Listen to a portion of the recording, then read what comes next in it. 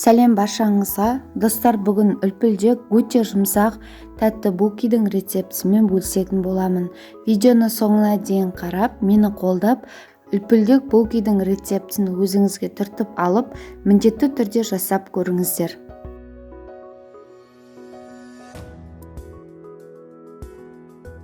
Булкиді дайындау үшін бізге құрғақ ашытқы қажет. Оның үстіне жылы сүт, жылы айран қосып, жақсылап араластырамыз. Енді шекер қосамыз. 82% сары майды ертіп қосатын боламыз. 2 жұмыртқаны қосып, осы масса біркелкі болғанша жақсылап араластырамыз. Осы дайындаған массамызбен ұнды илейтін боламыз. Артық ешқандай су қосуды қажет етпейді. Барлығын мөлшермен салатын болсаңыз, сіздерде ешқандай ысырап болмайды. Оның үстіне шым-шым тұз қосып, сұйық массаны құятын боламыз. Үлпілдек жұмсақ қамыр илейтін боламыз.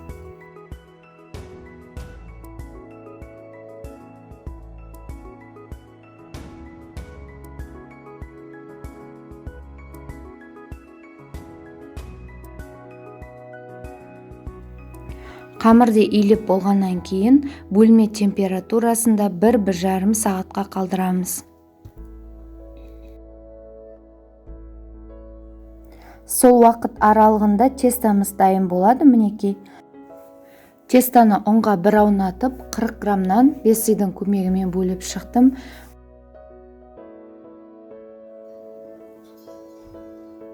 Бөліп алынған бөлшектердің бетін пакетпен немесе пищевая пленкамен жауып қоямыз. Олай жасау міндетті, себебі теста кеуіп кетуі мүмкін. Тестаны 15-20 минут расстойкаға қою міндетті. Көтерілгеннен кейін барып, булкимізді жасаймыз. Видеода көрсетілгендей тестаны оқтаумен жаямыз. Салмасына варенка сгущенка салатын боламыз. Варенкамен булки өте дәмді шығатын болады. Бір шетіне салып, жан-жағын жақсылап бітейміз.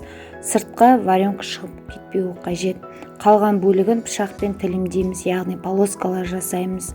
Сол кесілген жағын X қылып айналдырып, тестаның астына жібереміз.